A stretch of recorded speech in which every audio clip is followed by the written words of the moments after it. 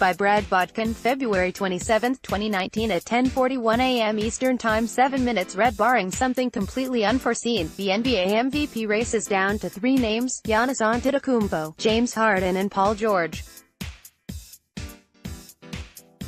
After that, there isn't a single player on the board with better than a 100-to-1 chance of winning the award, according to the Westgate Superbook.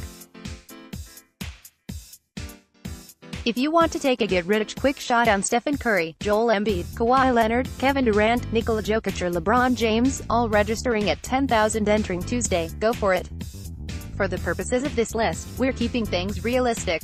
Here are this week's NBA MVP rankings. The argument for Giannis begins and perhaps ends, pretty simply, he's the best player on the best team, record-wise, in the NBA. From an efficiency standpoint, Giannis has a better true shooting and effective field goal percentage than both Harden and George. He shoots 58% from the field overall to Harden's 44% and George's 45%. Yes, those guys are hoisting up a ton more three-pointers, and that is definitely a factor in these numbers, but Giannis being one of the deadliest imaginable finishes at and around the rim is the driving, unintended, force behind a Bucks team that registers the best point differential and net rating in the league. For his part, Giannis, 7th league-wide in scoring, 5th in rebounds, 15th in blocked shots and 25th in assists, has the top individual plus-minus in the league, with the Bucks outscoring opponents by 9.3 points in the minutes he's on the floor, and the top net rating of any player averaging at least 12 minutes per game.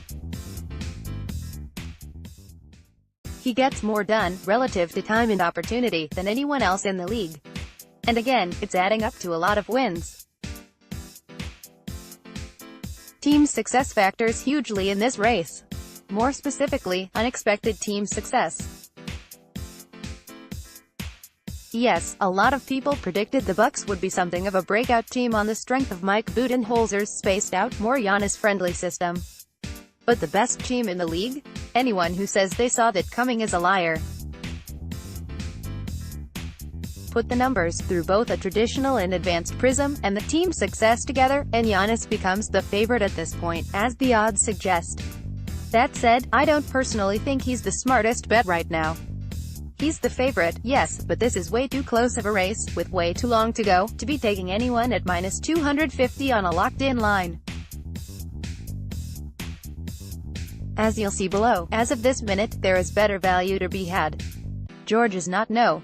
2 in the race based on the odds. That would be Harden, which is what makes him such a great value.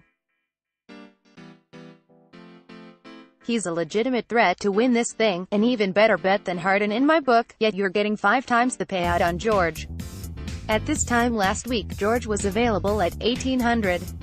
That should have been pounced on.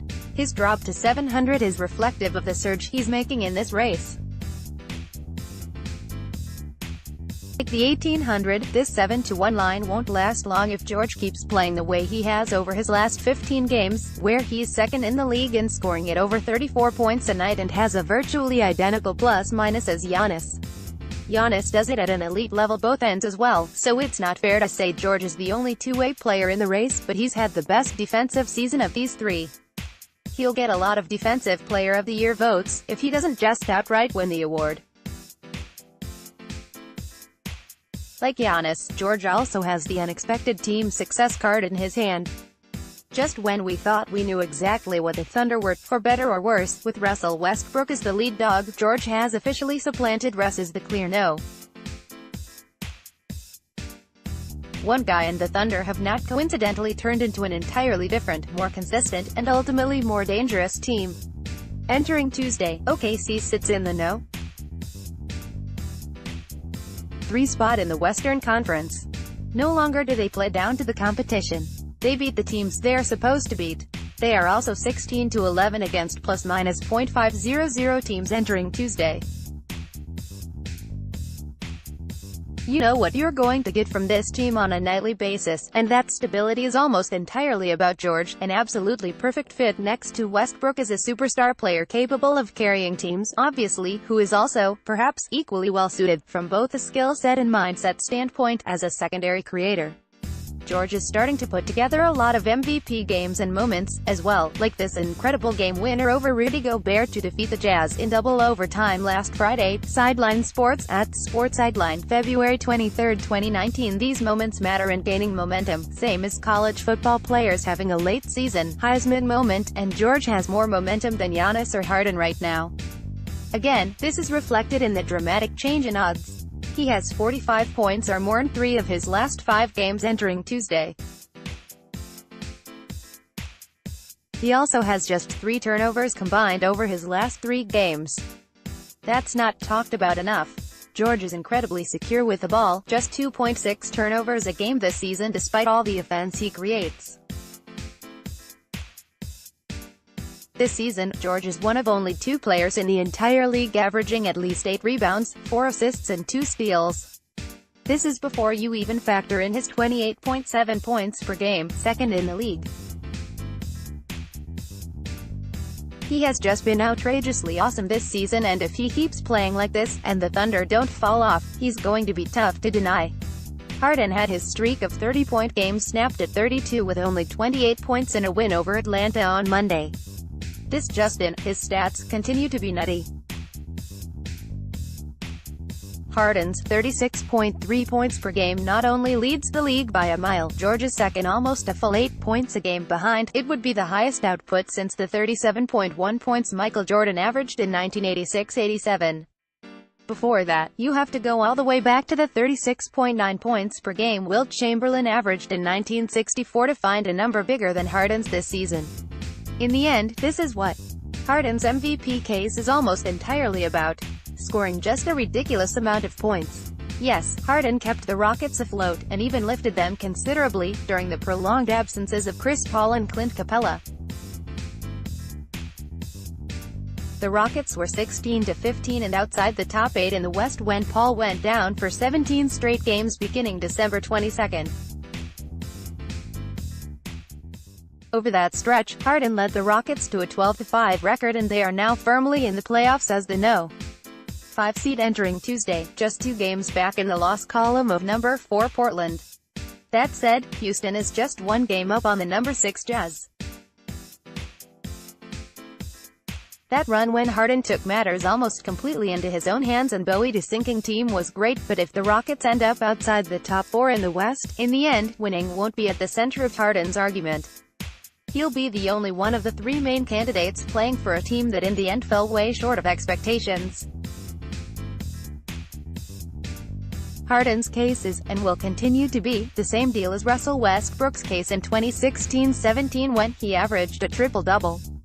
The Thunder were far from a great team. They finished number 6 in the West with 47 wins. What they were able to accomplish was fully credited to Westbrook, who just hit voters over the head with sheer numbers.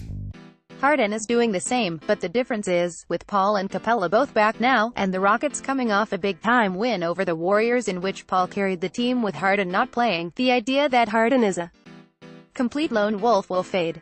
When the dust settles, you have to have seriously crazy numbers to win MVP, let alone your second straight when you factor in voter fatigue, on a middle-of-the-pack team that fell way short of expectations. Again, Harden's numbers are crazy. That's why he's number 2 on the board in Vegas. But this feels like a hair-splitting race with 3 guys who all have an incredible case. When you start splitting hairs on Harden's numbers, efficiency could be a problem. He's only shooting 44% from the field and 36% from 3. Per synergy, George and Antetokounmpo both register significantly higher in points per possession. So there is a bit of a Joker element to the perception of Harden, right or wrong. We have people all over debating just how many players could be putting up these kinds of numbers with this kind of shot freedom. It's not many, but the fact that the question even has to be asked represents reasonable doubt in Harden's case. Personally, I think that doubt will grow over the rest of the season.